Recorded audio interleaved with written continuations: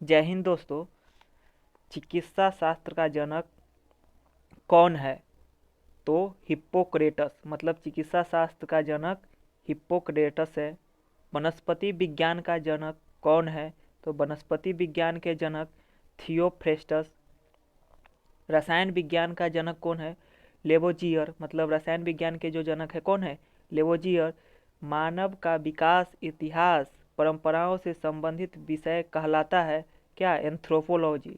मानव का जो विकास है इतिहास परंपराओं से संबंधित विषय को एंथ्रोपोलॉजी कहते हैं। गैसों के विसरण का नियम का प्रतिपादक कौन है? तो ग्राहम है।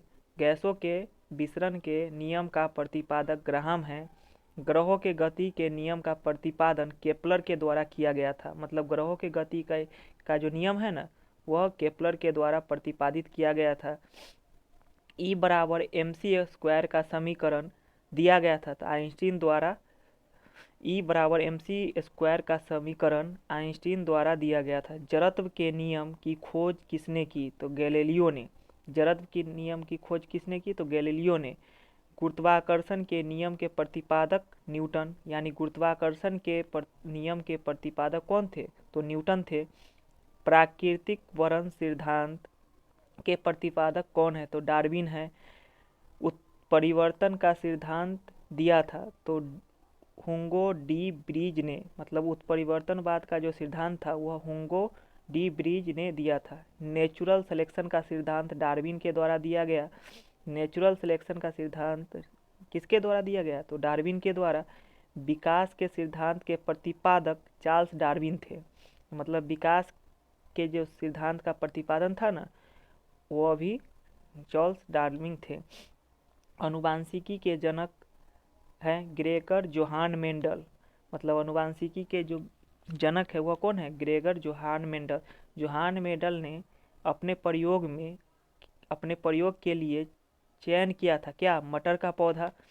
उसके बाद रक्तचाप नियंत्रित होता है एड्रिनल ग्रंथि द्वारा। रक्तचाप किससे नियंत्रित होता है? एड्रिनल ग्रंथि द्वारा। रक्त को शुद्ध करता है कौन? किडनी या बीरकक। हिंदी में इसको बीरकक कहते हैं और इंग्लिश में इसको किडनी कहते हैं।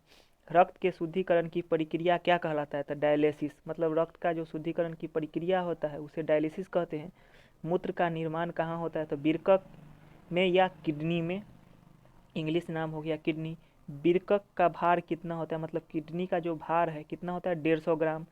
मानव गुर्दे में बनने वाले पथरी बनी होती है कैल्शियम ऑक्जिलेट की, मतलब मानव गुर्दे में बनने वाली पथरी जो होती है, किडनी में जो बनने वाली पथरी होती है वह किसकी बनी होती है? तो कैल्शियम ऑक्जिलेट की।